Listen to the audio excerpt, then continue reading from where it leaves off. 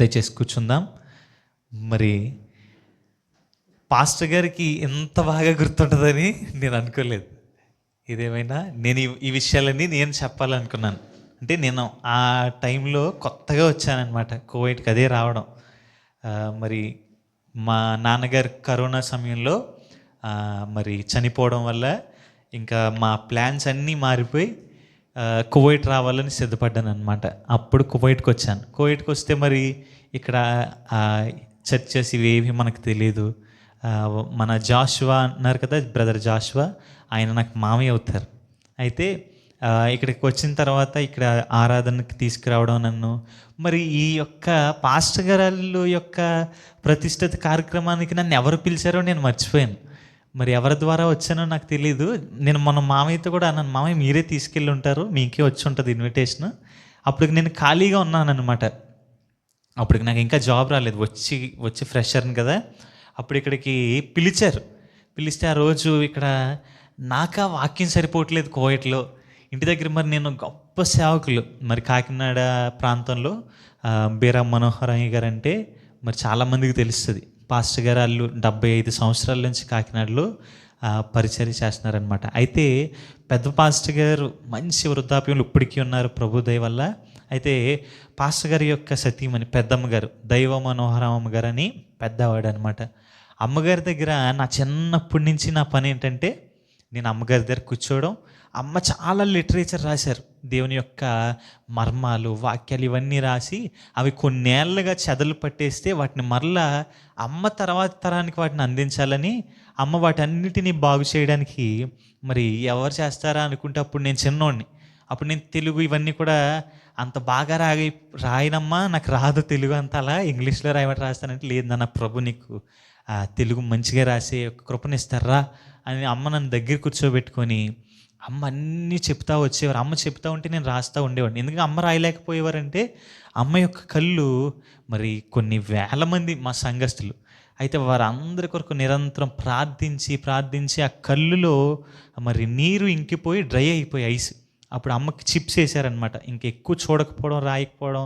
అలాంటి సమయంలో అమ్మ నన్ను పెట్టుకొని, చిన్నోడిని, చాలామంది ఉన్నారు సంఘంలో మంచి యవనస్తులు వీళ్ళందరూ, అమ్మ నన్ను పెట్టుకొని దగ్గరుండి అమ్మ చెప్తా ఉంటే నేను రాస్తూ ఉండేవాడిని.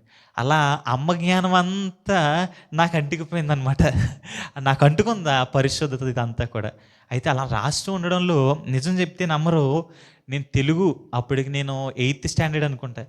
తెలుగు నాకు అస్సలు రాదు, విపరీతమైన తప్పులు రాస్తూ చదువుతూ ఉండేవాడిని. మిగతా సబ్జెక్ట్స్ అన్నీ కూడా టాప్లో ఉండేవాడిని. తెలుగులో మాత్రం మా మమ్మీకి చెప్పేవాడిని అప్పటి నుంచే, మమ్మీ 10th వచ్చినా నేను తెలుగు ఫెయిల్ అయిపోతానేమో, నాకు తెలుగు అస్సలు రావట్లేదు, కనీసం చూసినవి ఇలా బోర్డు మీద చూసినవి కూడా చదవలేకపోతున్నానంటే అప్పుడు నేను బాగా ప్రార్థన చేసుకున్నాను. అప్పుడు అమ్మగారు నాకు ఒక సాక్ష్యం చెప్పారనమాట, నాన్న ఇలా మన యేసయ్య పామరులకు కూడా జ్ఞానాన్ని ఇవ్వగలిగిన దేవుడు, ఆయన ఆత్మ అన్నిటినీ దయచేయగలిగిన గొప్ప దేవుని యొక్క ఆత్మ వరాలు మరి పొందుకున్న వారికి ఒక్కొక్కరికి బుద్ధివాక్యం, జ్ఞానవాక్యం, అలా చదువులేని వాళ్ళకి చదువును కూడా ఇచ్చే, చాలా అంతవరకు ఎందుకు, మీ నానమ్మోళ్ళని మా నానమ్మల యొక్క గతాన్ని నాకు జ్ఞాపకం చేశారనమాట. అప్పటికి మా నానమ్మలకి వాళ్ళు కూడా రావంట. రాకపోతే యవనస్తులుగా ఉన్నప్పుడు మందిరానికి వెళ్తే, అప్పుడే కొత్తగా వెళ్తున్నప్పుడు వారికి చదువు రాదు, మా నానమ్మలకి అసలు చూసి రాయలేరు కూడా. అయితే నానమ్మలు మరి అమ్మగారి యొక్క తర్ఫీదులో మరి ఆ పరిశుద్ధతను అన్నిటినీ నేర్చుకోవడంతో ఒకరోజు ఇలాగే ఉపవాస కూటాలు, మాకు అక్కడ ఉపవాస కూటాలు ప్రతి సంవత్సరం జరుగుతాయి. ఇది ఒక 45 సంవత్సరాల కిందట మాట. అయితే 45 సంవత్సరాల కిందట మా నాన్నమ్మలు మంచి యవనస్తులుగా ఉండి ఉపవాస కూటాలకు వెళ్తే అక్కడ మోకరించి తెల్లవారుజామునేమో పరిశుద్ధాత్మ కూటం జరిగేదంట. పరిశుద్ధాత్మ కొరకు కనిపెట్టించేవారు. అయితే మా నాన్నమ్మలు అప్పుడే వెళ్ళడం కొత్త, మోకరించి పరిశుద్ధాత్మను కనిపెట్టిస్తూ ఉంటే అప్పుడు మా నాన్నమ్మలు పరిశుద్ధాత్మను పొందుకున్నారంట. ఆ పరిశుద్ధాత్మను పొందుకున్న తర్వాత నుంచి మా నాన్నమ్మలు బైబిల్ చదివేస్తున్నారు, వాక్యం చదివేస్తున్నారు, చదువు వచ్చేసింది. హల్లెలూయా. అంటే ఎప్పుడైతే ఆత్మవరం పొందుకున్నారో అప్పటి నుంచి మా నాన్నమ్మలు చదవడం మొదలెట్టు. ఇప్పటికి కూడా మా నాన్నమ్మ చక్కగా చదువుద్ది, రాస్తుంది. మరి ఇది ఎలా వచ్చింది నాన్నమ్మ అంటే, లేదు నాన్న, మరి దేవుడిని నమ్ముకున్న తర్వాతే వచ్చింది, మాకు తెలియదు ఎలా వచ్చింది అంటది అనమాట. అప్పుడు అమ్మ నాకు అలా చెప్పేటప్పుడు అప్పుడు ఆ చిన్న మనసుతోనే నేను ప్రార్థించుకునేవాడిని, ప్రభువా నాకు కూడా అలా తెలుగు ఒక్కటి ఇవి నాయన, నాకు ఇంగ్లీష్ బాగా వచ్చు కానీ తెలుగు రావట్లేదు అసలు అనేసి అంటే, అప్పుడు అమ్మకి రాస్తూ రాస్తూ ఉండడంలోనే అమ్మ యొక్క ఆ తరఫీదులో నేను మంచిగా తెలుగు చదవడం నేర్చుకున్నాను అనమాట. హల్లెలూయా! అలా అమ్మగారి దగ్గర కూర్చొని అవన్నీ రాయడం వల్ల ప్రభు వాక్య జ్ఞానాన్ని నాకిచ్చారనమాట. అలా అలా అమ్మతో నాకు బాగా సత్సంబంధం అనమాట. అమ్మ నన్ను చాలా బాగా ప్రేమించేవారు. అంతమంది ఉన్నా సరే సంఘస్థులు, అమ్మకి నేను బాగా సన్నిహితుడిని అయిపోయాను. ఇంక అమ్మతో అలా అమ్మ అనుభవాలు ఇవన్నీ వింటా ఉండేవాడిని. అప్పుడు ఎలా చేసేవారు పరిచర్య, అమ్మాళ్ళు ఎలా కష్టపడి పరిచర్యను మొదలుపెడితే ఈరోజు ఇంత వేల మంది అయ్యారు, ఇలా ఇన్ని సంవత్సరాలు ఎలా చేశారని అన్నీ ఇంకా అమ్మగారి విషయాలే. నా వయసోళ్ళతో నేను ఎప్పుడూ తిరగలేదు. నేను అమ్మగారితోనే ఉండేవాడిని. స్కూల్ అయిపోయినా అమ్మగారి దగ్గరికి వెళ్ళడం, ఆ మాటలు వినడం. ఇంక లోకంలో తిరగలేదు. వాసుమామయ్యకి తెలుసు మేము పెరిగిన రేచర్లపేట అనే ప్రాంతం ఎలా ఉంటుందో, అక్కడ అందరూ ఎలా ఉంటారో. కానీ నాకు ఆ ప్రాంతంలో మరి ఇక్కడికి వచ్చే వరకు కూడా ఎవరో సరిగ్గా తెలీదు. అలా నేను ఎక్కువ నిరంతరం దైవజనులతోనే గడిపాను. అలా గడుపుతున్న సమయంలో మా నాన్నగారు చనిపోయారు. ఆ తర్వాత 2022 డిసెంబర్‌లో మరి మా పెద్దమ్మ గారు, మా దైవజనురాలు పాస్టమ్ గారు కూడా ప్రభువునందు నిద్రించారు. ఇంక అప్పుడు పట్టుకుందండి నాకు బెంగ. ఇంక ఈ ఆత్మీయ విషయాలు ఎవరు చెప్తారు అనేసి, ఇంక అమ్మతో ఎక్కువ బాండింగ్ ఉండేదేమో. నేనొక్కడిననే కాదు, సంఘంలో అందరూ కూడా చాలా బెంగ పడిపోయారు ఇప్పటికి కూడా.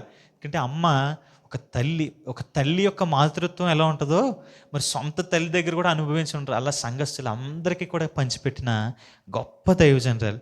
అయితే అమ్మ చనిపోవడం, మరలా అమ్మ డిసెంబర్లో చనిపోయారు. చనిపోయి మరలా అమ్మది స్మారకోటం జరిగేటప్పుడు కల్లా నాకు వీసా వచ్చేసింది కువైట్ నుంచి.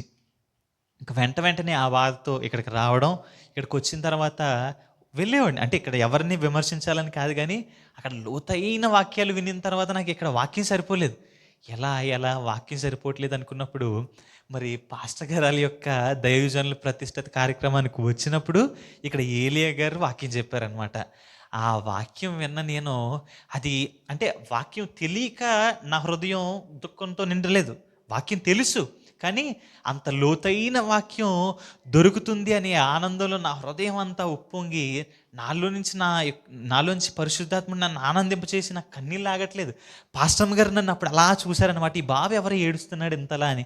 మళ్ళీ ఇక్కడ పలకరించాను, మళ్ళీ బయటకు వచ్చేటప్పుడు కూడా పాస్టర్ గారితో అన్నాను, పాస్టర్ గారి వాక్యం నన్ను చాలా ఆకర్షించింది, నాకు ఇలాంటి వాక్యం కావాలంటే అప్పుడు పాస్టర్ గారు మాట్లాడి, నాన్న పులి సింహం అన్నారో పులి అన్నారో తెలియదు, అది ఎప్పుడైనా మరి వేటాడేటప్పుడు ఒక 2 అడుగులు వెనక్కి వేస్తుంది. అంటే మన పరిస్థితులను బట్టి మనం ఇప్పుడు కొంచెం వెనక ఉండొచ్చు, కానీ దేవుని యొక్క పరిచర్య చేయాలని దేవుని యందు ఆసక్తితో ఉంటే విజయం మనదే. మరలా 2 అడుగులు వెనకైనా మరలా ముందుకు పంజా విసిరి మనం మరి జయించగలం అని చెప్పి పాస్టర్ గారు కూడా నాతో మాట్లాడుతూ నన్ను చూసి ఆయన కూడా ఏడ్చేశారనమాట. అప్పుడు ప్రార్థించి వెళ్ళారు. ఆ తర్వాత అప్పుడు ఏలియా గారిని పరిచయం చేసుకొని నేను ఆయన సాల్మియా ప్రాంతానికి వెళ్తూ ఉండేవాడిని వాక్యం వినడానికి. అలా ఆయన 2 వారాలు నన్ను గమనించిన తర్వాత, బాబు మీరు వాక్యం చెప్తారంట కదా అనేసి చెప్పి నాకు ఒక వారం వాక్యం ఇచ్చారు. ఆదివారం సాయంకాలం. అప్పుడు వాక్యం ఇచ్చిన తర్వాత మరి దేవుడు బహుగా నన్ను వాడుకోవడం, అక్కడ వాక్యం ఇచ్చిన తర్వాత నుంచి ప్రతి వారం ఇంకా షెడ్యూల్లో నన్ను వేసారనమాట. అప్పటికి నేను దైవజనుడిని కాదు, నాకు అభిషేకం లేదు, ఏం లేదు. ప్రతి వారం దైవజనులు అందరితో పాటు నాకు షెడ్యూల్ ఉండేది.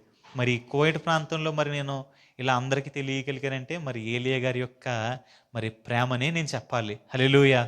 అయితే అలా నేను ఇక్కడికి నాకు ఈ సంఘానికి ఉన్న సంబంధం ఏంటంటే, నా యొక్క ఆత్మీయ పోరాటం ఇక్కడి నుంచే కోవిడ్లో ప్రారంభమైంది. మరలా ఇక్కడికి రావడానికి ప్రభు 3 సంవత్సరాల సమయాన్ని పట్టేలా చేశారు. హల్లెలూయా! మరి అక్కడి నుంచి మరలా ఏలియా గారి దగ్గర మంచిగా వాడబడి, ఆయన దగ్గర ఉంటూ సమాధానంగానే, ఎటువంటి ఇబ్బంది లేకుండా సమాధానంగానే నేను బయటికి రావడం. మరి నా కుటుంబ సభ్యులు అలాగే నా ప్రాంతం వారు అందరూ కూడా మేము కూడుకొని మరి జాషువా జనరేషన్ మినిస్ట్రీస్ అని ఒకటి ప్రారంభించడం. మరలా అది ప్రారంభించిన వెంటనే ప్రభు మరలా నన్ను నా యొక్క వాక్యాన్ని అనేకులకు తెలిసేలా చేయడం. మరి నేను వాక్యం నిమిత్తం 3 దేశాలు వెళ్ళాను మరి కిందటి సంవత్సరం. మరి బహ్రెయిన్ దేశం అయితే 4 సార్లు వెళ్ళాను కిందటి సంవత్సరం. ఒకసారి ఆహ్వానించారు, తర్వాత మరలా ఆహ్వానించారు, మరలా అదే సంఘం 2 సార్లు నన్ను ఆహ్వానించారు. మరి ఇదంతటికీ కారణం మరి నా దైవజనరాలని నేను ఎప్పుడూ చెప్పుకుంటాను. అమ్మ యొక్క ప్రేమ, అమ్మ యొక్క తర్ఫీదు మాత్రమే నన్ను ఇలా మార్చింది. హల్లెలూయా. మరి పాస్టర్ గారు ఆ మాటలు చెప్తుంటే ఏం చెప్తారో విందాం. అసలు పాస్టర్ గారు ఒక 2 మాటలు చెప్దాం అంటున్నారు కదా అనుకున్నాను. ఈ విషయం చెప్తారనుకోలేదు. కానీ పాస్టర్ గారికి చాలా బాగా గుర్తుందని నేను ప్రభువునందు ఆనందించాను. ఏదేమైనప్పటికీ వాక్యంలోనికి వెళ్దాం. వాక్యంలోనికి వెళ్దాము. అపోస్తుల కార్యముల గ్రంథం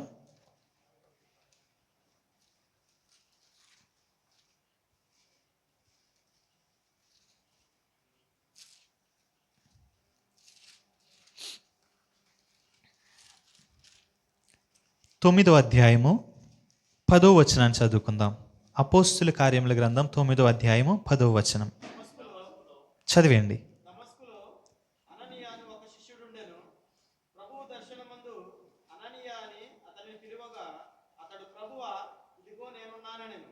చాలండి. దేవునికి స్తోత్రం. చిన్న ప్రార్థన చేసుకుందాం. ప్రేమ కలిగిన మా తండ్రి, మీ పరిశుద్ధ నామానికి వందనాలు ప్రభువా.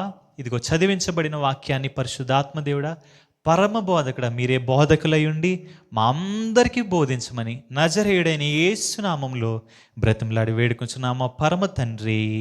ఆమేన్, ఆమేన్. ఇక్కడ మనం చదువుకున్న వాక్యంలో, దమస్కులో అననీయాను ఒక శిష్యుడుండెను. ప్రభు దర్శనమందు అననీయా అని అతనిని పిలువగా. హల్లెలూయా, హల్లెలూయా. నాకు ఈ మాట చాలా ఇష్టమైన మాట అనమాట. దీన్ని నేను మంచిగా అండర్లైన్ చేసుకొని, ప్రభు ఈ మాట విన్న తర్వాత నా మనసులో పుట్టించిన ప్రతి ఒక్క మాటను కూడా నేను నా బైబిల్లో రాసుకున్నాను. అయితే అననీయ అనే ఒక శిష్యుడు ఉన్నాడంట. అతనికి ప్రభు దర్శనంలో కనబడి అననీయ అని పిలిచారంట. మనం వాస్తవంగా ప్రభు చాలా తక్కువ మందిని పిలిచారు కదండి. ఆయన స్వరంతో, ఆయన మాటతో చాలా తక్కువ మందిని పిలిచారు. అయితే ప్రభు ఇక్కడ మనం గమనించవలసిన విషయం ఏంటంటే, అననీయ గొప్పతనం ఎలాంటిదంటే, ప్రభు ఆ సమయంలో చూస్తూ ఉన్నారంట. ఎవరి కోసం? ఒక హెల్ప్ కోసం, ఒక హెల్పర్ కోసం. అంటే అక్కడ సౌలు మరి గుడ్డివాడై పడున్నాడు. ప్రభు ఆల్రెడీ సౌలుని దర్శించాడు. మరి సౌలుని సరి అయిన మార్గంలో మరి దేవుని మాటల ద్వారా సంధించడానికి ఒక శిష్యుడు ప్రభువుకు అవసరం. అయితే ఆ కాలంలో చాలామంది ఉన్నారు కదా. మరి యేసుని వెంబడించిన వారు, యేసు వెనకాల వెళ్ళిన వారు, యేసు బోధలు విన్నవారు చాలామంది ఉన్నారు. కానీ అక్కడ ప్రభు ఆకాశం నుంచి వెతికినప్పుడు అంట అననీ కనిపించాడంట ప్రభుకి. అననీ అనే శిష్యుడు పౌలు దగ్గరికి పంపడానికి దేవుని దృష్టిలో పడ్డాడంట. హల్లెలూయా.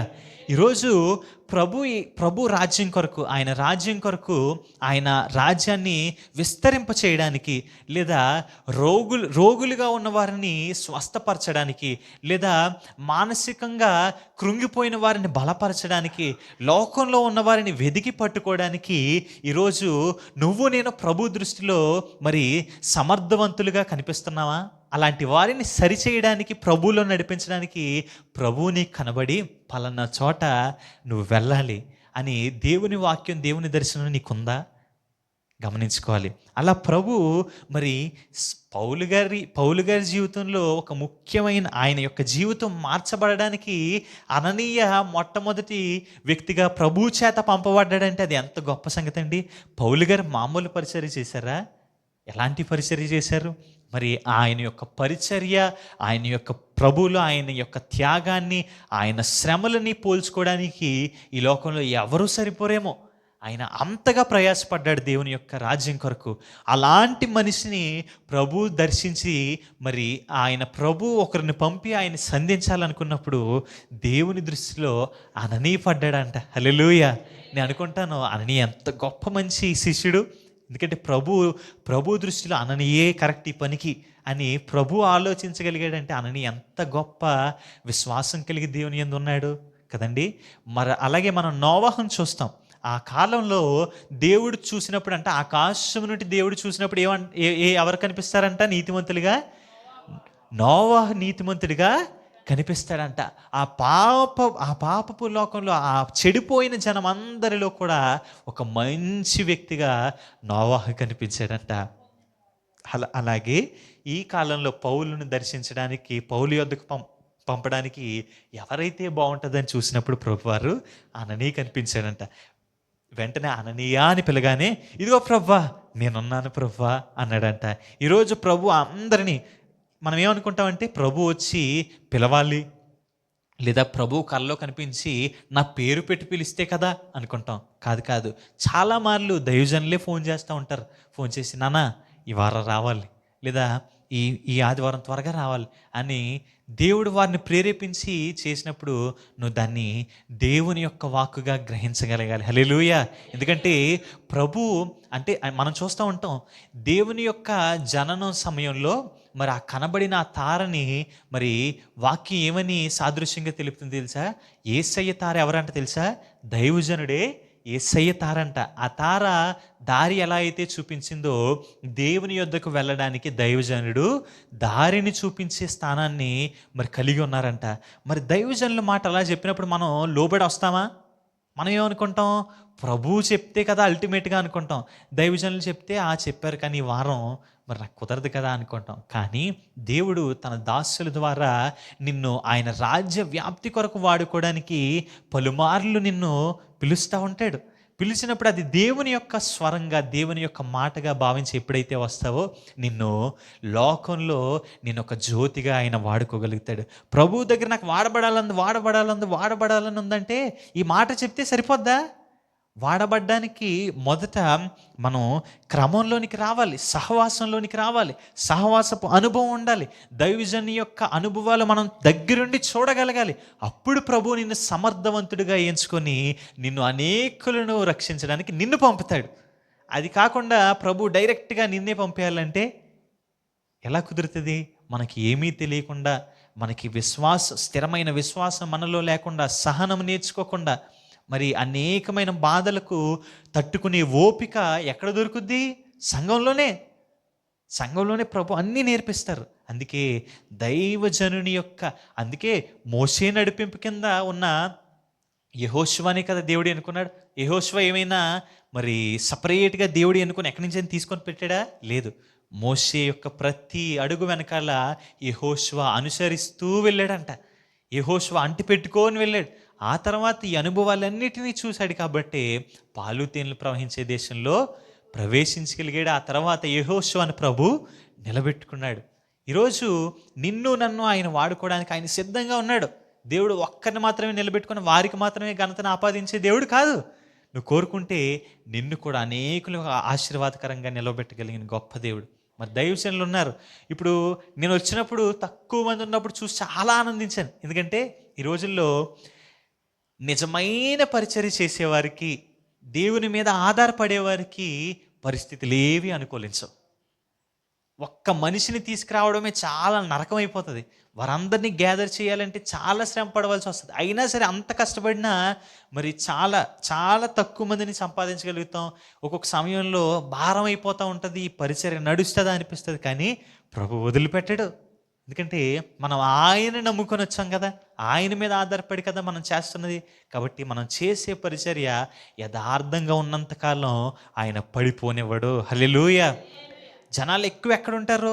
ఆశీర్వాదం మరి స్వస్థతలు చేసే దగ్గర ఇక్కడే ఉంటారు. గద్దించే దగ్గర, సరి చేసే దగ్గర ఉండరు. ఎందుకంటే వారిని నొప్పిస్తూ ఉంటుంది ఈ వాక్యం. నొప్పించే వాక్యం ఎవ్వరికి ఇష్టం ఉండదు.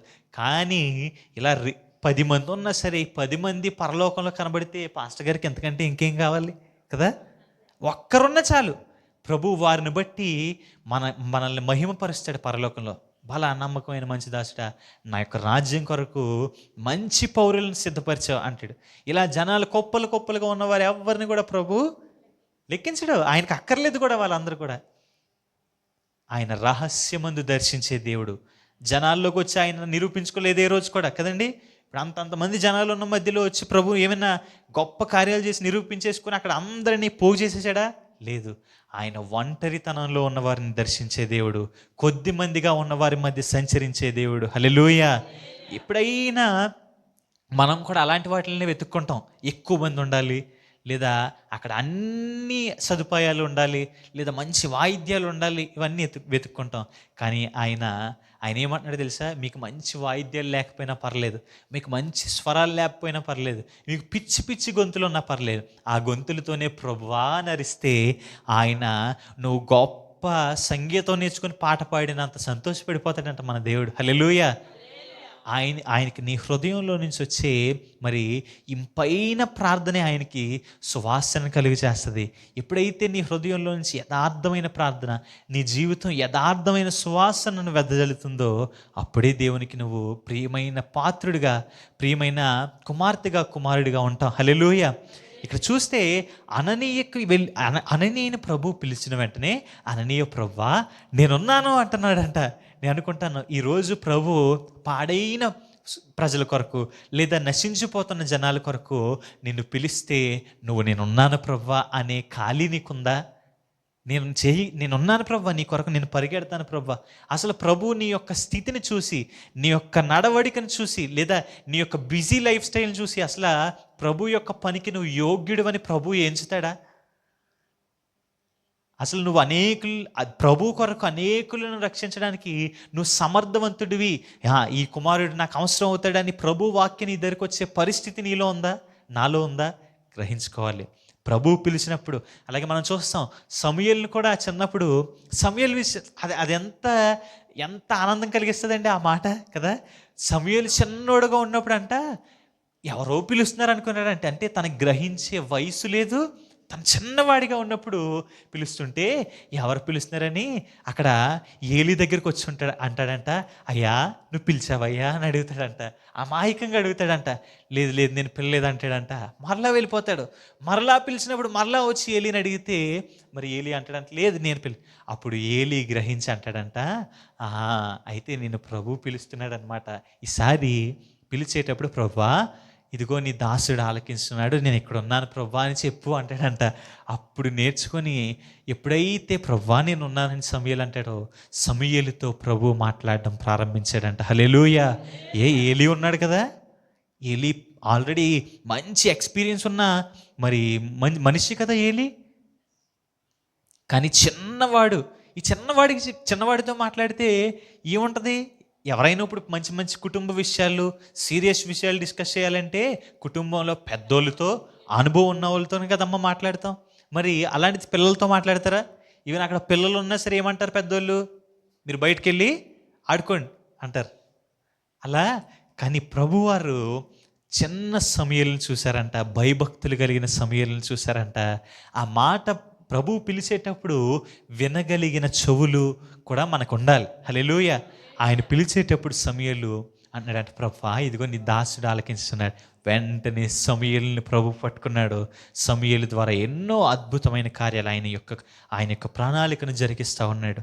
ఇలా దేవుడు చూసేటప్పుడు మరి ఆయన కన్నులకు మనం ఆయన పనికొచ్చే పాత్రలుగా కనిపించాలి. హల్లెలూయా. ఈరోజు మనం ఆ రీతిగా బ్రతకాలి, ఆ రీతిగా ప్రయాసపడాలి. ఈరోజు మనం ఒక్కరం కువైట్ దేశంలో ఉన్నామండి. మరి ఈ కువైట్ దేశంలో మనమే తెలుసా? మనకు చాలామంది తెలుసు కదా. అన్యులు తెలుసు, లేదా ప్రభువుని నమ్ముకున్న వారే తెలుసు. చాలామంది మరి దేవుణ్ణి నమ్ముకున్న సరి అయిన మార్గంలో, సరి అయిన క్రమంలో లేని వారు కూడా మనకు అనేక మంది తెలుసు. కానీ మనం వారిని ఎంతమందిని దేవుని దగ్గరికి తీసుకురాగలుగుతున్నాం? మన జాషువా మావి విషయంలో నాకు ఒకటే సంతోషం, తన ఏదైనా ఇప్పుడు మేము పిలిచినా సరే తన ఒక్కడుగా రాడు. ఎప్పుడు తన వెంట అనేక మందిని తీసుకొని వస్తూ ఉంటాడు. లేదా ఫోన్లోనే చెప్పి ఇగో పలానా రోజు మనం రేపు అక్కడికి వెళ్ళాలి, ఆ సంఘంలో మనం అందరం ఉండాలి, కనిపించాలి, రండి అని చాలా ప్రయాసపడతా ఉంటాడు. దేవుని యొద్దకు మనం ఒక్కరిగా వస్తే సరిపోదు.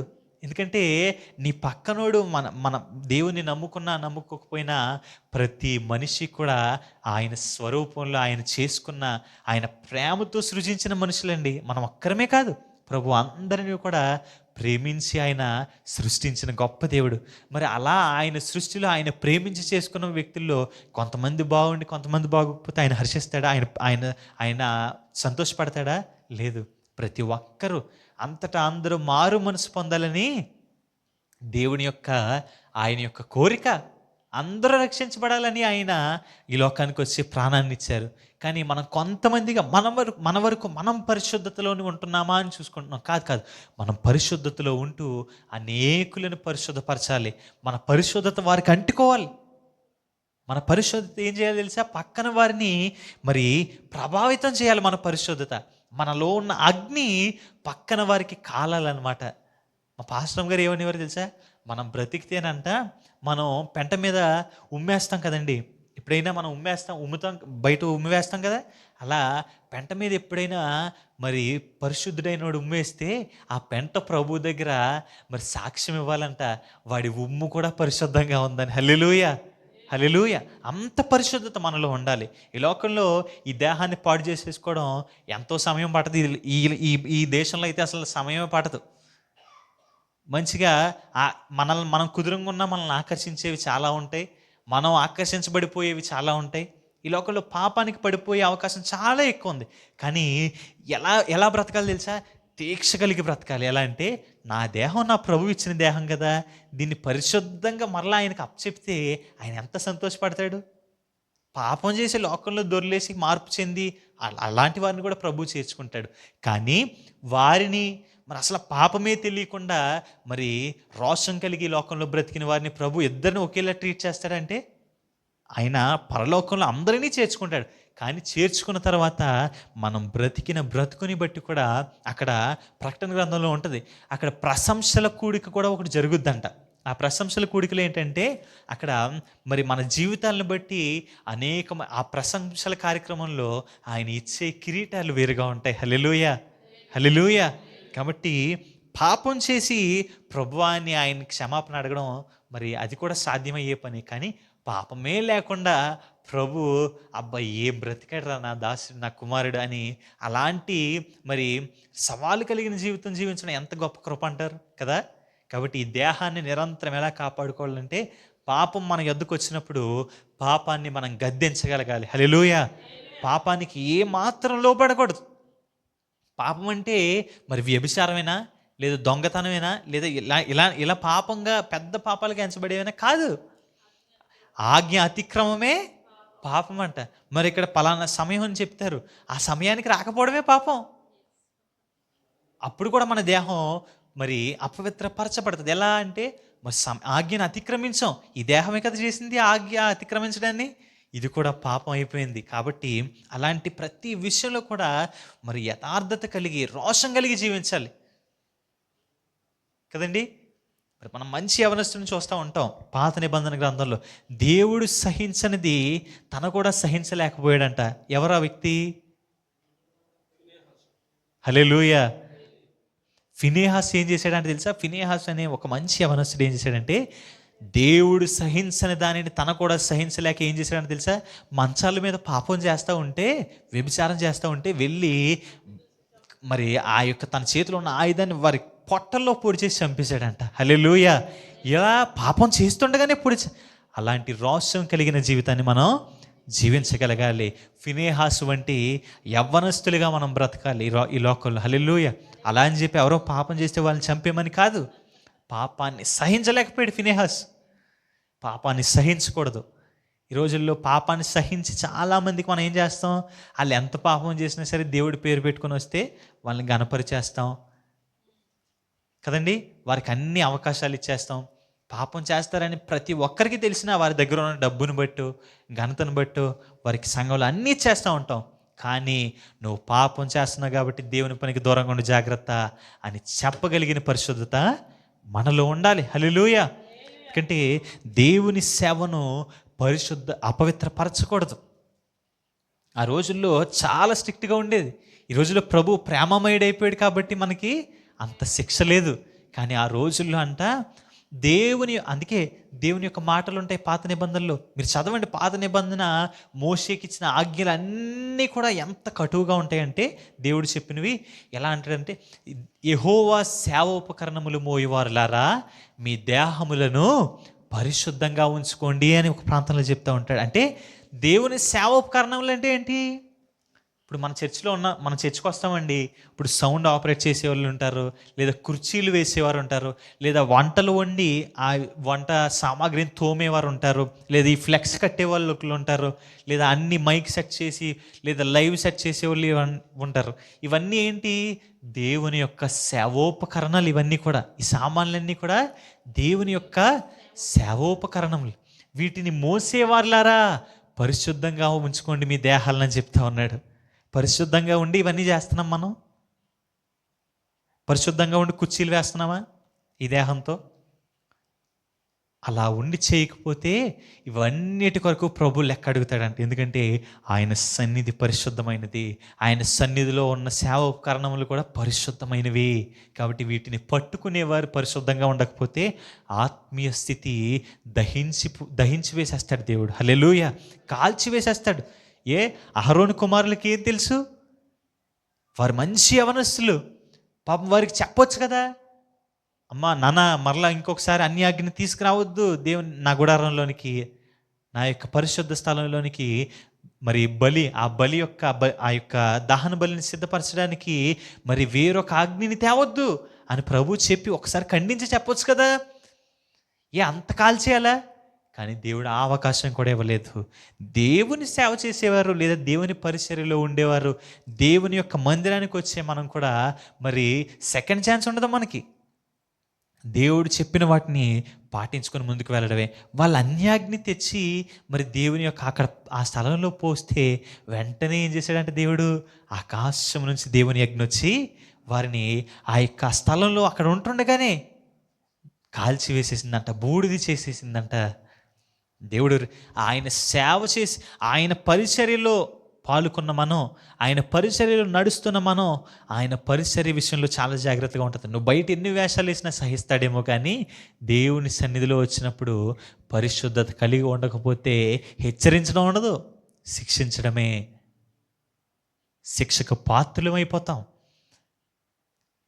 మరి అలాగే ఆ బండి తీసుకెళ్ళినప్పుడు, ఆ మందసం తీసుకెళ్ళినప్పుడు, దేవుని మందసం తీసుకొని వెళ్తారు కదా, వీరందరూ కూడా నాట్యం చేసుకొని తీసుకెళ్ళినప్పుడు మరి ఆ మందసం జారిపోతే ఒక అతను పట్టుకుంటాడు. ఎవరైనా ఉజ్జా ఏం చేస్తాడంటే తెలుసండి, పాపం ఈ విషయం వినండి. ఉజ్జా అంట దేవుని మందసాన్ని తీసుకొని వెళ్తా ఉన్నారు. మరి మంచిగా సంబరం చేసుకుంటూ మరి అక్కడ వాయిద్యాలు వాయించుకుంటూ గాయకులు పాడుకుంటూ వెళ్తూ ఉన్నారు. వెళ్తూ ఉంటే అక్కడ మరి ఆ యొక్క నాకాన్ కళ్ళం దగ్గర ఏమైందంట, ఎడ్లు కాల్జారాయంట. ఎడ్లు కాల్జారితే అప్పుడు ఏమవుతుంది, ఆ బండి మీద ఉన్న మందసం కింద పడిపోతుంది. కింద పడిపోయినప్పుడు ఇప్పుడు నువ్వు నేను ఆ పక్కన ఉన్న ఏం చేస్తాం, అమ్మో నా ప్రభు యొక్క మందసం పడిపోతుంది అని ఏం చేస్తాం, తను వెళ్ళి దాపుగా ఉన్నాడంట, పట్టుకున్నాడంట. అంతే పట్టుకుంటే ఏమైంది తెలుసా, వెంటనే దేవుడు అక్కడ ఉజ్జాన్ని మొత్తాడంట. వెంటనే ఉజ్జా చచ్చిపోయాడంట. ఇది ఎంత బాధాకరమైన విషయం. పాపం ఉజ్జా మంచి మనసుతో వెళ్ళాడు కదా, అమ్మో ప్రభు యొక్క మనసం పడిపోతే అలా, అది పడకుండా పట్టుకున్నాడు. అంతే దేవుని యొక్క క్రమాలు, ఎవరు ముట్టాలి, ఎవరు దాన్ని మొయ్యాలి, ఇవన్నీ కూడా ప్రభు చెప్పాడు. దానిని మీరి నేనున్నాను. ఇప్పుడు చాలామంది ఏమనుకుంటారంటే, నేను వాక్యం చెప్పలేనా, నేను నిలబడి 10 మందికి ప్రార్థన చేయలేనా, పాస్టర్ గారు చేసి ఈ పని నేను చేయలేనా అనుకుంటారు. కానీ నియమించిన వారే చేయాలి. నియమించబడని వారు చేస్తే అక్కడ నువ్వెంత ఎబిలిటీ ఉన్న మనిషివైనా, నీకెంత సామర్థ్యం ఉన్నా, నీది కాని పని, దేవుడు నీకు నియమించిన పని ఆ స్థానంలో, యాజకుని స్థానంలో ఉండాల్సిన వారే చేయాలి. నియమించిన వారు చేశారంటే అలాగే ఉంటుంది పరిస్థితి. అక్కడ జాలి పడ్డం ఉండదు. మనందరికీ ఏమనిపిస్తుంది వచ్చే విషయంలో, అయ్యో నేనున్నా అదే పని చేస్తాం కదా. లేదు, జారిపోయి అలాంటి మరి క్లిష్ట సమయాల్లో కూడా మన మనసులో ఆలోచన రావాలి, అది నేను పట్టుకోకూడదు, నా పని కాదని గుర్తు రావాలి ఉజ్జాకి. అక్కడ మానవ మనసు పని చేయడం కాదు, దేవుని యొక్క మనసు పని చేయాలి మనలో. దేవుని యొక్క ఆజ్ఞలు మనకి వెంటనే గుర్తు రావాలి. దేవుడు హెచ్చరిస్తున్నాడు. ఇలా మనం చూసినట్లయితే దేవుని యొక్క పరిచర్యలో, దేవుని యొక్క పనుల విషయంలో నియమించిన వారు కాకుండా ఏ ఆజ్ఞను అతిక్రమించినా దేవుడు గద్దించి సరిచేయలే, శిక్షించాడు ఖచ్చితంగా. అది మొట్టమొదటిసారైన దేవుడు అవకాశం ఇవ్వలేదు, ఖచ్చితంగా శిక్షించాడు. కాబట్టి దేవుని యొక్క పనిలో ఉన్న మనం, దేవుని సన్నిధికి వచ్చే మనం చాలా పరిశుద్ధత కలిగి బ్రతకాలి. చాలా పరిశుద్ధతనే వస్త్రంగా ధరించుకోవాలి. హల్లెలూయా. నేను నడిచెళ్ళినా, నువ్వు నడిచెళ్ళినా పక్కన వారు ఏం సాక్ష్యం ఇవ్వాలి తెలుసా, అబ్బా సహోదరుడు నడిచి వెళ్తే పక్క నుంచి ఎంత పరిశుద్ధంగా ఉంటారండి, ఎంత పరిశుద్ధురాలుగా ఉంటుంది ఆ సహోదరి అనే సాక్ష్యం మన ప్రతి అడుగులో, మన సహవాసంలో, మన పక్కన కూర్చున్న వారికి కూడా మనలోని పరిశుద్ధత కనబడాలి. హల్లెలూయా. అలాంటి అగ్ని మనలో నిరంతరము మండాలి. అది ఎప్పుడు సాధ్యం అవుతుంది? పరిశుద్ధాత్మ దేవుడు నీలో నివాసమై ఉన్నప్పుడే సాధ్యం అవుతుంది. నిరంతరం పరిశుద్ధాత్మ దేవుడు మనలో ఉన్నప్పుడే అక్కడ మన యొక్క పరిశుద్ధతని ఎవరైనా గ్రహించగలుగుతారు. ఈరోజు నీలో పరిశుద్ధాత్ముడు ఉన్నాడా? నీ ఎదలో పరిశుద్ధాత్ముడు మరి మండుతా ఉన్నాడా? చాలామంది పరిశుద్ధాత్మ లేకుండానే వారి యొక్క జీవితాలను కొనసాగిస్తూ ఉంటారు. ఆత్మ లేకుండా మనం ఏమీ చేయలేం. ఆత్మ అంటే వేరొకటి ఏదో కాదు. యేసు ప్రభువు వారు భూమి మీద మరి ఉన్నప్పుడు ఆ కాలంలో మనం ఉంటే బాగుండు అనుకుంటాం కదా. కానీ యేసు ప్రభువు వారు ఒక మాట చెప్తూ ఉంటారు. ఆయన వెళ్ళిపోతే ఏమంటారంటే, నా తర్వాత వచ్చేవారి అతని వల్ల మీకు మరి ఎక్కువ లాభం అంటారు. అంటే ఏంటి? యేసు ప్రభు వారి కంటే కూడా ఈయన చాలా ప్రాముఖ్యమైన వ్యక్తి అని యేసు ప్రభు వారు చెప్తా ఉన్నారు. పరిశుద్ధాత్మ దేవుడు అంటే యేసు ప్రభు వారు ఏమన్నారు? నా తర్వాత వచ్చే ఆయన వల్ల మీకు మరి ఎక్కువ లాభం. ఆయన ఆదరణకర్తగా మీ మధ్య ఉంటాడు, మీలో నివసిస్తాడు. యేసు ప్రభు వారు శరీరధారిగా వచ్చారు, వెళ్ళిపోయారు. మరలా ఆయనే ఆత్మ వలె మన యొక్క భూలోకానికి వచ్చి నేడు ఈ స్థలంలో కూడా ఆయన సంచరిస్తూ ఉన్నారంటే ఎంత గొప్ప కృప. ఆయన కనబడడు కాబట్టి మనం ఎవరు ఆయనకి ఎక్కువ ప్రాధాన్యత ఇవ్వలేకపోతున్నాం. మనిషి కనబడేదానికే కదా ఎక్కువ ప్రాధాన్యత ఇస్తాడు కదా. కనబడే మనిషి మాట అయినా నమ్ముతాడు, కానీ బైబిల్ చెప్పే మాట నమ్మలేరు. 2 మాటలు పక్కన పెడితే పోన్లే మనిషి చెప్పిన మాట విందాం అనుకుంటారు. ఎందుకంటే మనిషి కనబడతాడు, మన మధ్యలో ఉంటాడు, కానీ దేవుడు అదృశ్య స్వరూపిగా ఆత్మస్వరూపిగా మన మధ్యలో ఉన్నాడు కాబట్టి మనం గ్రహించలేకపోతున్నాం. ఎప్పుడైతే మన జీవితం పరిశుద్ధమైనదిగా ఉంటుందో, ఎప్పుడైతే మన బ్రతుకు పరిశుద్ధమైనదిగా ఉంటుందో, అప్పుడు దేవుని యొక్క స్వరాన్ని వినగలుగుతాం. అప్పుడు దేవుని యొక్క పనికి నిన్ను ఆయన ఒక పాత్రగా వాడుకుంటాడు. హల్లెలూయా, హల్లెలూయా.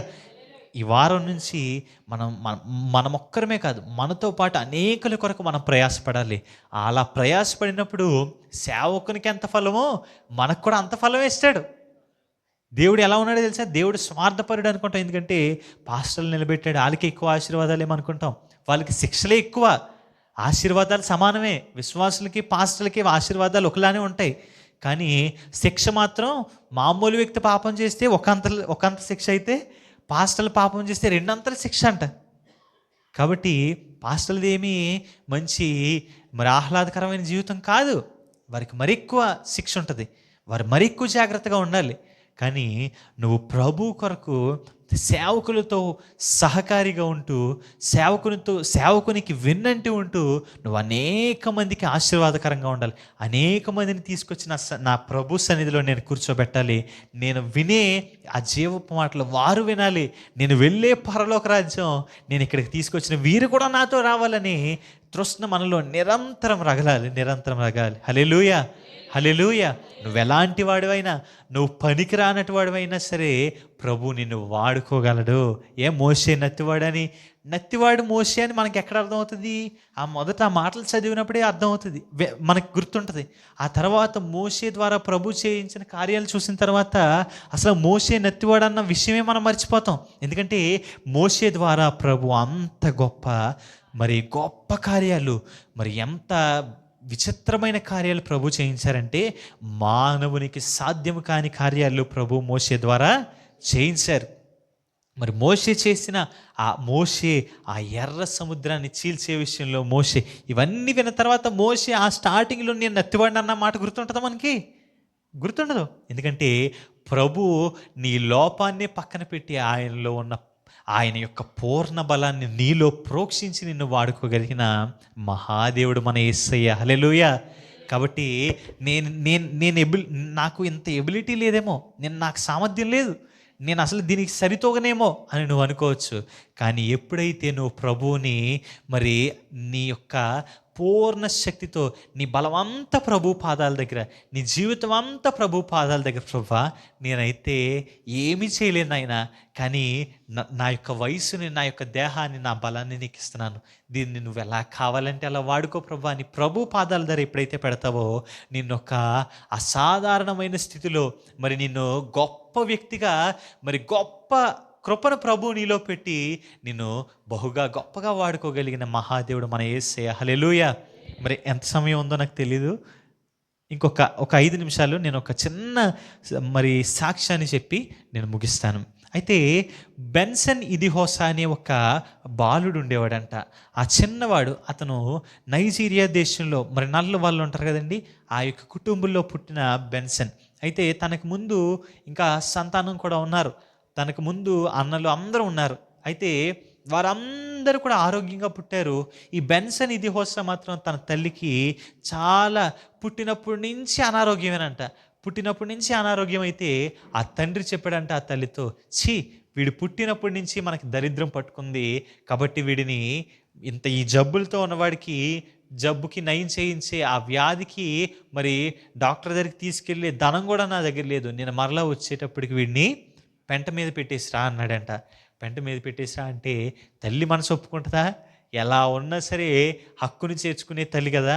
తల్లికి అవిటి వారి యొక్క తల్లిదండ్రులను చూడండి మీరు. ఆ అవిటి వాళ్ళైనా వారు అంగవైకల్యం కలిగి ఉన్నా సరే తల్లి బహుగా ప్రేమిస్తుంది వాళ్ళని. వాళ్ళకి అన్ని చాకరీలు కూడా తల్లి మరి విసుక్కోకుండా చేస్తుంది. ఆ తల్లి అనుకుందంట, అలా అని మరి బయట పెట్టకపోతే ఆమెను తరిమేస్తాడా భర్త అని చెప్పి పెంట మీద పెట్టడానికి వెళ్ళిందంట. పెంట మీద పెట్టేసి మరి ఎవ్వరూ చూడకుండా లోపలికి వచ్చేసింది. ఆ లోపలికి వచ్చినప్పుడు మరి వెంటనే కాసేపటికి వర్షం స్టార్ట్ అయిందంట. ఈ వర్షం స్టార్ట్ అయ్యేటప్పటికి తల్లి మనసు కలవరపడిపోతూ ఉందంట.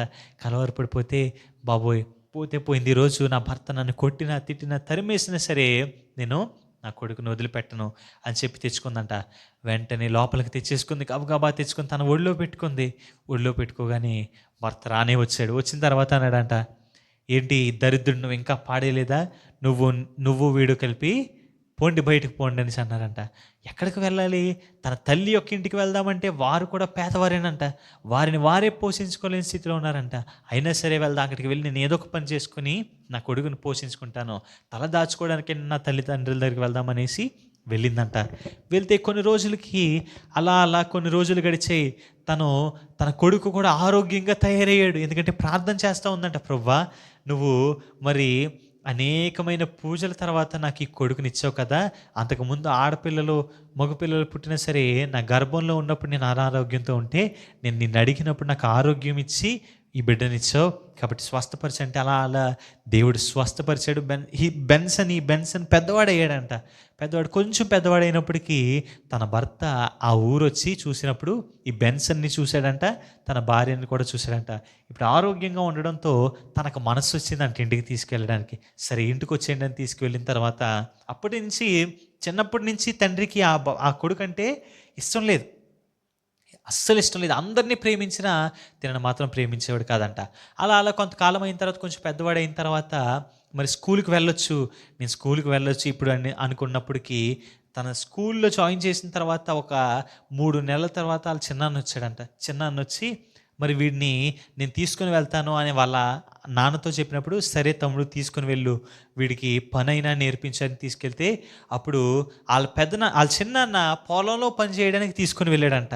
పొలంలో పని చేయడానికి తీసుకెళ్తే ఈ బెన్సన్ చాలా బాధపడిపోయాడంట. అదేంటి, నేను చదువుకోవాలనుకున్నాను కదా, నాకు చదువు కావాలని నేను ఆశపడ్డాను కదా, నన్నేంటి నాన్న పని చేయడానికి పంపిస్తున్నాడని తీసుకెళ్తే మరి చిన్నాన్న ఇంటికి తీసుకెళ్ళిపోయాడు. అలానే బెన్సన్ బాధపడుతూనే వెళ్ళిన తర్వాత అక్కడ నానా రకాలైన చాకరీ చేయిస్తూ ఉన్నారంట. అలాగే తన చిన్నాన్న పిల్లలు మాత్రం చక్కగా చదువుకుంటుంటే ఈ బెన్సన్కి చదువు మీద ఉన్న వ్యామోహంతో మరి అంత పని చేసుకొని వచ్చి వాళ్ళ తమ్ముళ్ళు చెల్లెళ్ళు చదువుకునే పాఠాలు వారితో పాటు కూర్చొని త్వరగా పని చేసుకుని కూర్చొని చదివేవాడంట. అలా చదువుతూ ఉన్నాడు. వాళ్ళు నేర్చుకున్నవన్నీ కూడా నేర్చుకుంటున్నాడు ఇంటి దగ్గర ఉండే. అలా బాగా చదువుకుంటూ వారి పుస్తకాలు చదువుకున్నప్పుడు వాళ్ళ చిన్నాన్న మరి గమనించి, వీడు ఎంత పని చెప్పినా సరే ఈ చదువు మీద ఉన్న శ్రద్ధతో వీడు చదువుకుంటా ఉన్నాడని చెప్పి అసూయ కలిగి మరి ఎక్కువ డబల్ పని ఇచ్చేసాడంట. ఇంకా అసలు ఖాళీ లేకుండా పని చేస్తూ ఉన్నాడంట. అయితే ఒక పండగ వచ్చిందంట. పండగ వచ్చినప్పుడు అందరికీ బట్టలు కొని తినకు కూడా ఒక షర్ట్ కొన్నాడంట. షర్ట్ కొంటే, నువ్వు పనులన్నీ కూడా బాగా చేస్తే పండక్కి తమ్ముడు చెల్లుళ్ళ అందరితో పాటు నీకు ఆ చొక్కా ఇస్తానరా అన్నాడంట. చొక్కా ఇస్తాననుకుంటే అలా తన పని అంతా చేశాడు. ఎప్పుడు కొత్త చొక్కా వేసుకోలేదంట. అలాంటిది ఆ కొత్త చొక్కా నేను వేసుకోవాలి, ఎలా అయినా కొత్త చొక్కా వేసుకోవాలని చక్కగా పని చేస్తూ ఉన్నాడంట. ఎంత పని చేసినా పండగ రోజు రానే వచ్చింది. అందరికీ, వారి పిల్లలందరికీ బొమ్మలు, తెచ్చిన బట్టలు, మరి తినడానికి ఇవన్నీ కూడా ఇచ్చి తినక మాత్రం ఏమీ ఇవ్వలేదంట. అప్పటికి చూస్తా ఉన్నాడంట, అయ్యో చిన్నాన్న నాకు చొక్కా ఇస్తాడు, నాకు చొక్కా ఇస్తాడు, నాకు చొక్కా ఇస్తాడు అని చూశాడంట. ఇంక ఉండలేక, చిన్నాన్న నాకు చొక్కా ఇస్తానన్నావు కదా, నాకు ఇవ్వలేదు చిన్నాన్న అనేసి అంటే, నీకు చొక్కా లేదు, ఏమీ లేదు, వెళ్ళి పొలంలో పని చేయి అని పంపించేశాడంట. ఆ రోజు ఏడ్చుకొని అనుకుంటున్నాడంట మనసులో, నేను ప్రభువా, నేను పని చేసుకుంటే మొట్టమొదటి డబ్బులతో మంచి చొక్కా కొనుక్కుంటాను ఆయన అని దేవుడికి చెప్పుకుంటా ఉన్నాడంట. అలానే వెళ్ళి పని చేశాడు. ఈలోపు తండ్రి వచ్చాడు. తండ్రి వస్తే తండ్రితో అన్నాడంట, నాన్న నువ్వు ఎంత పని చెప్పినా చేస్తాను, కానీ నన్ను నీతో పాటు తీసుకొని వెళ్ళిపోవా, నువ్వే పని చెప్పినా చేస్తాను నాన్న అన్నప్పుడు తన తండ్రి యొక్క మనసు కరిగి, సరే తమ్ముడు నేను తీసుకుని వెళ్తాను, వీడిని తీసుకుని వెళ్ళాడంట. అయినా సరే తన మనసులో చదువుకున్న చదువు అంతటిని కూడా జ్ఞాపకం పెట్టుకుని అక్కడికి వెళ్ళిన తర్వాత పని చేసుకుంటూ చదువుకోవడం ప్రారంభించాడంట. అలా చదువుతూ చదువుతూ చదువుతూ ఒకరోజు అనుకోకుండా ఆడుకున్నప్పుడు ఒక మందిరంలోనికి వీళ్ళు ఆడుతున్న బాల్ వెళ్ళిపోయిందంట. వెళ్ళిపోతే అప్పుడు అందరూ కూడా, బెంజన్ నువ్వు వెళ్ళి తీసుకురారా అని పంపించినప్పుడు, ఆ బాల్ తీసుకురావడానికి వెళ్ళినప్పుడు అక్కడ అందరూ కూడా కన్నీటితో ప్రార్థన చేస్తూ ఉంటే, కన్నీటితో ప్రార్థన చేస్తూ వారు చేస్తున్న ప్రార్థన ఈ బెన్సన్ హృదయాన్ని కలవరపరిచేస్తూ ఉన్నాయంట. ఎందుకో తెలియని, ఆ లోపలికి వెళ్ళగానే తెలియని యొక్క దుఃఖం తనలోంచి వచ్చేస్తుందంట వారందరినీ చూసి. ఆ బాల్ తీసుకురాకుండా అక్కడ కూర్చుని పోయి వీళ్ళందరూ ఏం చేస్తున్నారని చెప్పి వారితో పాటు కూర్చొని వారి మొఖాలు చూస్తూ ఏడుస్తూ ఉన్నాడంట. వెంటనే ప్రార్థన అవగానే సేవకులు వచ్చి, బాబు ఎవరు నువ్వు, ఇవన్నీ పరిచయం చేసుకున్న తర్వాత అలా ప్రతి వారం రానన్న అని చెప్పినప్పుడు బెన్సన్కి ఆటల మీద ఇంట్రెస్ట్ పోయి ప్రతి వారం చర్చికి రావడం మొదలుపెట్టాడు. ఇంట్లో తల్లిదండ్రులకి తెలిసినా సరే ఏమీ అనట్లేదు, మందిరానికి వెళ్తున్నాడు అన్నా సరే. అయితే తన తల్లికి అయితే ఇష్టమే కదా. అయితే తండ్రికి తెలియకుండా వెళ్తూ వెళ్తూ వెళ్తూ ఒక వారం తన 2-3 ఫ్రెండ్స్ని తీసుకెళ్ళడం, అలా అనేక మందిని ఆ యొక్క సన్నిధికి నడిపిస్తూ ఉన్నాడంట. నడిపిస్తూ ఉంటే వారికి అక్కడ అంత వాక్య జ్ఞానం కలిగిన వారు ఎవరూ లేరు. కొద్దిపాటిగా గుంపుగా కూడుకొని ప్రార్థిస్తున్నారు. అయితే ఎలా అయితేనే ఈ బెన్సన్ పెద్ద అయ్యాడు. పెద్ద అయిన తర్వాత తనకి వయసు వచ్చిన తర్వాత ఆ యొక్క సంఘస్థులు ఎవరైతే ఉన్నారో, బాబు మీరు అమెరికా దేశం వెళ్ళి అక్కడ బైబిల్ ట్రైనింగ్ చేసి వస్తే ఇక్కడ అనేక మందికి నీ వల్ల ప్రయోజనం ఉంటుంది, నీ వాక్యం మన యొక్క ప్రాంతం అంతటిని మారుస్తుంది అనేసి అన్నారంట. మరి వెళ్ళడానికి డబ్బులు ఎక్కడివి? తన పేదవాడు, తన కుటుంబం పేదది, అక్కడ ఉన్నవారు అందరూ పేదవారే. అయితే అందరూ ఒకరోజు ఆ యొక్క మీటింగ్ ఏర్పాటు చేసుకొని, ఆ మీటింగ్లో ఇలా పంపించాలనుకొని ఎవరి దగ్గర ఏమున్నాయో తీసుకురండి అని చెప్పినప్పుడు అందరూ డబ్బులు పోగు చేసుకొని ఈ బెన్సన్ని పాస్టర్ ట్రైనింగ్ కొరకు అమెరికా దేశం పంపించారంట. ఈ అమెరికా దేశం పంపించినప్పుడు ఆ కాలేజ్లో మరి బెన్సన్ వెళ్ళి, నేను ఎలా అయినా నా యొక్క చదువు కొరకు, ఈ యొక్క బైబిల్ బోధ కొరకు నా ప్రాంతం వారు అందరూ నాకు డబ్బులు ఇచ్చారు, వారి కష్టంలోంచి తీసి వారికి ఉన్నదంతా ఇచ్చి నన్ను త్యాగంతో పంపించారని చెప్పి ఏ నిమిషం కూడా ఖాళీగా ఉండేవాడా కాదంట. క్లాస్ మొదలయ్యేటప్పుడు మాత్రమే క్లాస్కి వెళ్ళేవాడంట. మిగతా సమయంలో ఆ రూమ్లో పడి ఏడుస్తూ మోకాళ్ళ మీద ఉండి ప్రార్థన చేస్తానే ఉండేవాడంట. ఆ ప్రార్థన చేస్తూ ఉంటుండగా క్లాస్ ప్రారంభం అయిందని కూడా తనకు తెలియకుండా రోజులో మరి ఎవరైనా వచ్చి, బెన్సన్ రా క్లాస్ ప్రారంభమైందనేది రూమ్ నుంచి తీసుకొని వెళ్ళేవారంట. అలా మరి బాగా దేవుని యొక్క బోధనలు నేర్చుకున్నాడు. పెంతెకోస్తు యొక్క విధానాల్లో ప్రతీదీ నేర్చుకున్నాడు. ఆ బోధను చక్కగా మరి బైబిల్ని బాగా అర్థం చేసుకున్నాడు. ఆ థియాలజీ స్టడీస్ అన్నిటినీ కూడా పూర్తి చేశాడు. ఇప్పుడు ఒక ఉత్తరం రాశాడంట మరలా తన దేశానికి, ఇదిగో నా యొక్క ఈ బైబిల్ డిగ్రీ పూర్తయిపోయింది, నేను పలానా రోజు వస్తున్నాను, కాబట్టి మీ అందరు కూడా నా కొరకు ప్రార్థన చేయండి అంటే, ఆ ఊరు వారందరూ కూడా, తన సంఘం వారందరూ కూడా సంతోషంతో, ఇన్నాళ్ళకి మనకి ఒక మంచి బైబిల్ తెలిసిన ఒక బోధకుడు మన మధ్యకి రాబోతా ఉన్నాడు, కాబట్టి పదండి అందరూ కూడా వెళ్ళి తనని ఎదుర్కొందామని చక్కగా ప్రార్థించుకొని ఎయిర్పోర్ట్కి వచ్చారంట. ఎయిర్పోర్ట్కి వచ్చిన తర్వాత ఇంకా ఆ యొక్క బెన్సన్ని మరి ఫ్లైట్ దిగి రాగానే, ఆ యొక్క ఎయిర్పోర్ట్లోంచి ఇలా బయటికి రాగానే అందరు కూడా ఎదురు చూస్తూ ఉన్నారంట. బెన్సన్ని హత్తుకొని పలకరించాలని చెప్పి. అయితే బెన్సన్ వచ్చి మరి ఒక్కరికి మొట్టమొదట పాస్టర్ గారికి షేక్ హ్యాండ్ ఇచ్చినప్పుడు పాస్టర్ గారు గజ గజ గజ గజ కరెంట్ షాక్ కొట్టినట్టు మరి కొట్టుకొని కింద పడిపోయి దొర్లేస్తున్నారంట. అలా తన ఎవరిని పట్టుకుంటే వారందరూ కూడా మరి తనలో ఉన్న అభిషేకాన్ని బట్టి, తనలో దేవుని యొక్క అభిషేకం వల్ల తనని పలకరించిన ప్రతి ఒక్కరిలో ఆ అభిషేకం మండుతా మరి అందరూ కూడా కింద ఆ ఎయిర్పోర్ట్లోనే పడి తను ఎంతమందిని పలకరించారో అంతమంది కూడా కింద పడి గిలగిలా కొట్టుకుంటా ఉన్నారంట. హల్లెలూయా.